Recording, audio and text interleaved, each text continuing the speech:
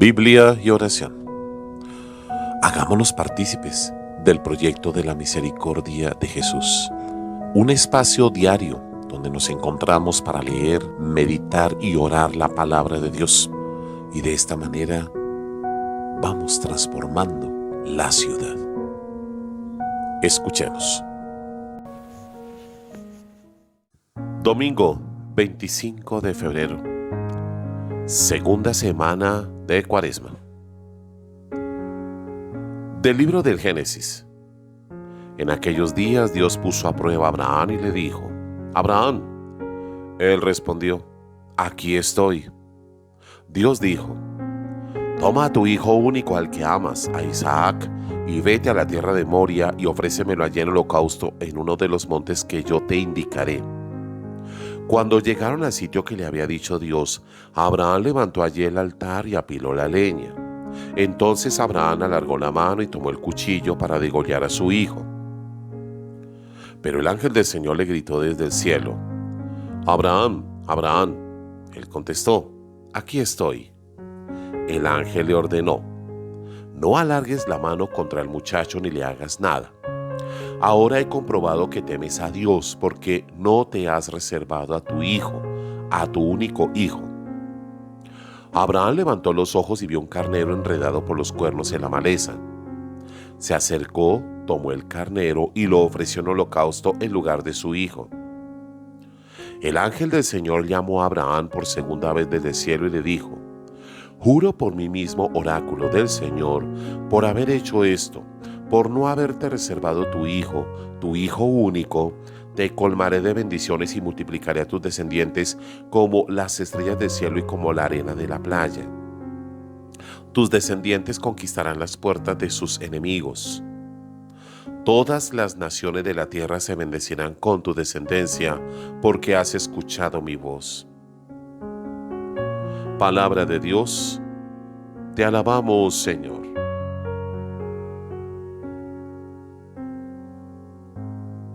Salmo 115.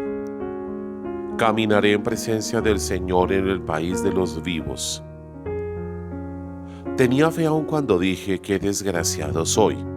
Mucho le cuesta al Señor la muerte de sus fieles. Señor, yo soy tu siervo, siervo tuyo, hijo de tu esclava. Rompiste mis cadenas. Te ofreceré un sacrificio de alabanza, invocando el nombre del Señor. Cumpliré al Señor mis votos en presencia de todo el pueblo, en el atrio de la casa del Señor, en medio de ti, Jerusalén. Caminaré en presencia del Señor en el país de los vivos.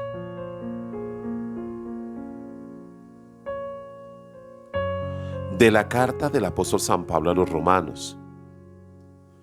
Hermanos, si Dios está con nosotros, ¿quién estará contra nosotros? El que no se reservó a su propio Hijo, sino que lo entregó por todos nosotros, ¿cómo no nos dará todo con Él? ¿Quién acusará a los elegidos de Dios? Dios es el que justifica. ¿Quién condenará? ¿Acaso Cristo Jesús, que murió, mas todavía resucitó y está a la derecha de Dios y que además intercede por nosotros? Palabra de Dios, te alabamos, Señor.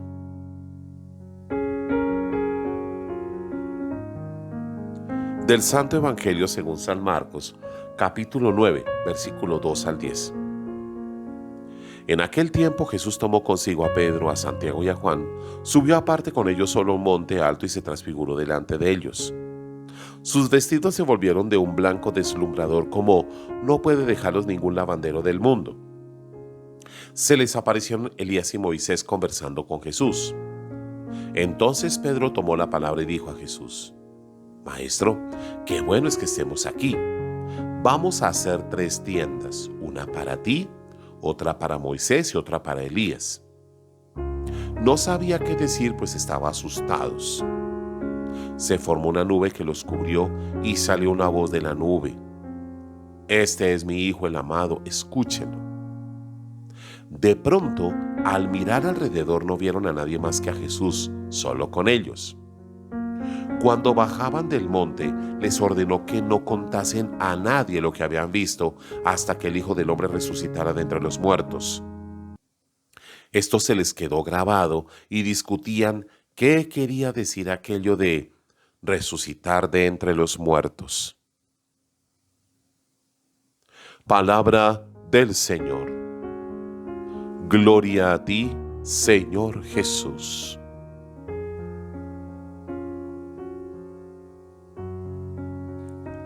Seguimos caminando en la Cuaresma, ya en esta segunda semana, una semana donde se nos introduce precisamente la fe como confianza en Dios.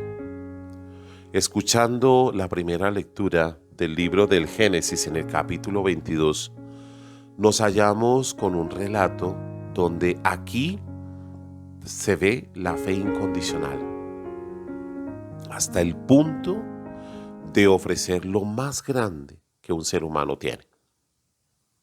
Era la mentalidad antigua. Es absurdo ponernos a criticar algo desde ahora, con una mentalidad en la cual hoy el mundo no se siente capaz muchas veces de sacrificar lo más grande. En esa época sí, en la época de Abraham.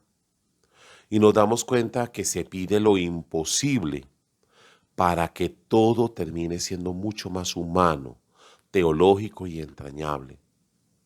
Se pretende mostrar que Abraham, el padre del pueblo, sabe renunciar a todo. En realidad, Dios es así, para la mentalidad religiosa antigua.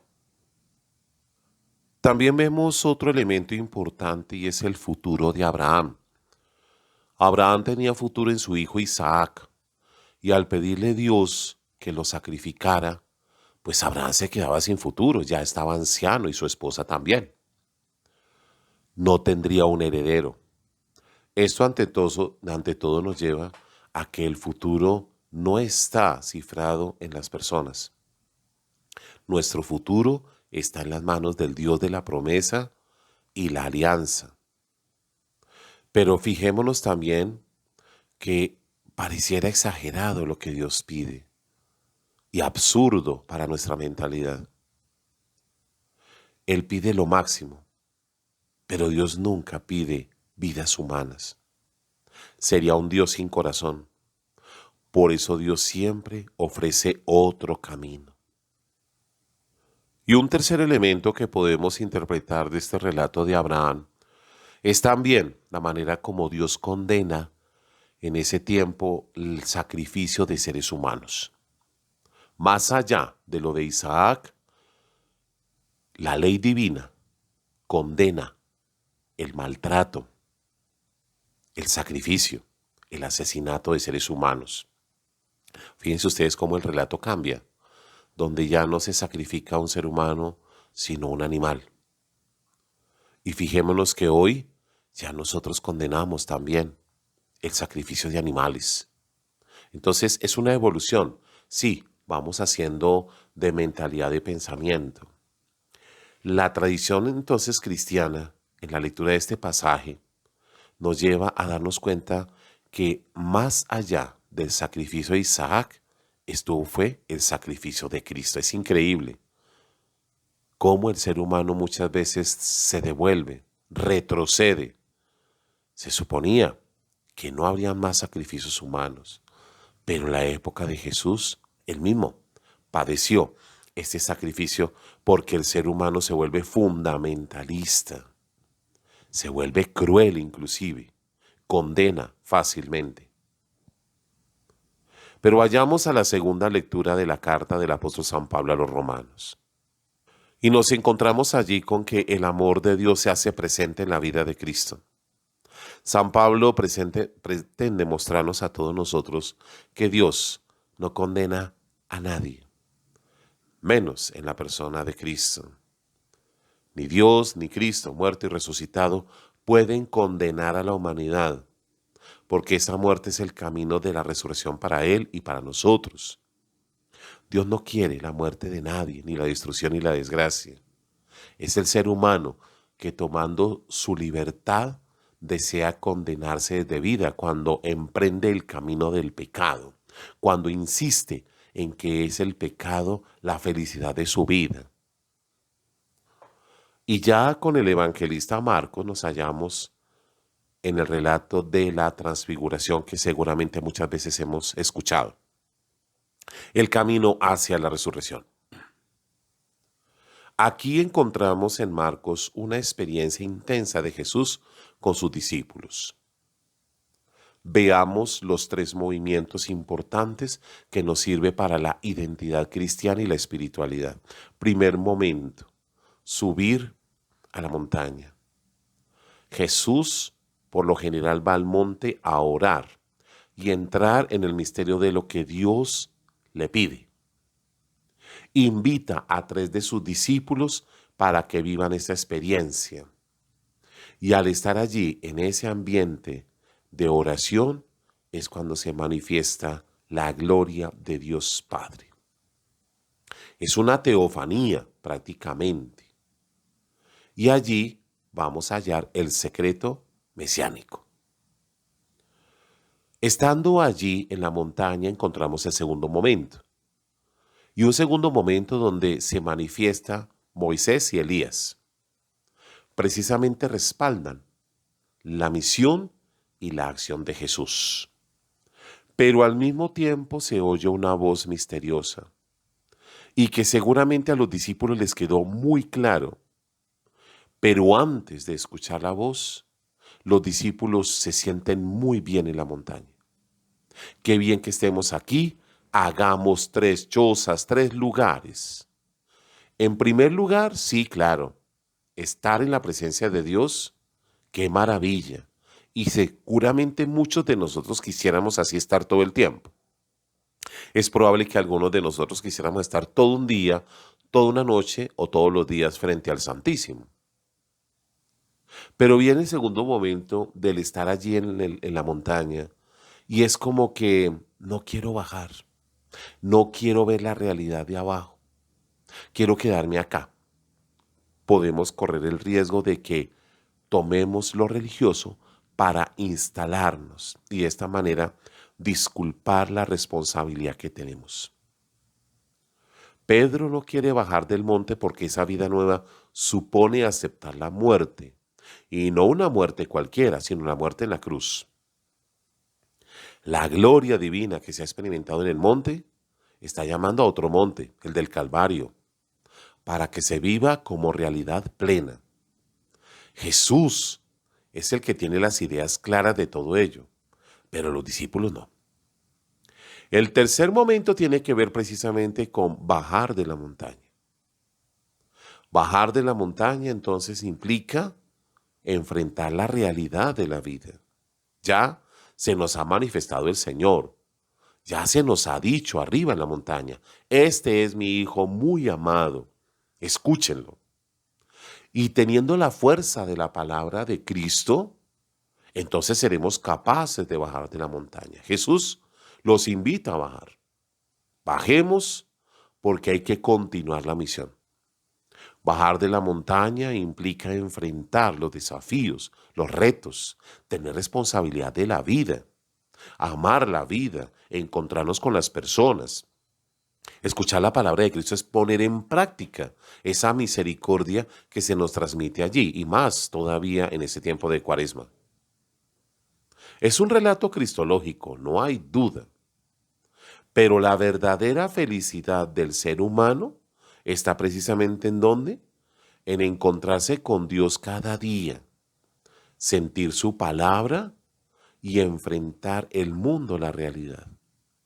Admiro mucho las personas que se levantan por la mañana temprano a estudiar, a trabajar, y tienen que salir a estos lugares a enfrentar la realidad a través de un bus, a través de un medio de transporte, enfrentar la inseguridad de las ciudades, enfrentar los contratiempos, las angustias, enfrentar el trabajo, el cómo llevar un pan para la casa, enfrentar tantas situaciones tan adversas, pero de seguro, escuchando a Cristo, el Hijo de Dios vivo, tendremos la posibilidad hoy de ser valientes, de resucitar con el Señor, de transfigurarnos, de que su palabra nos transfigure. Concluyamos. Hoy se nos invita a ser fieles a Dios. A todos nosotros pongamos en práctica las obras de misericordia. Seamos instrumentos de comunión, de reconciliación en medio de una sociedad dividida, fragmentada. Luchemos cada día porque se siembre la justicia y la paz. No nos desanimemos. El enemigo ataca, pero con la palabra de Cristo enfrentaremos al enemigo.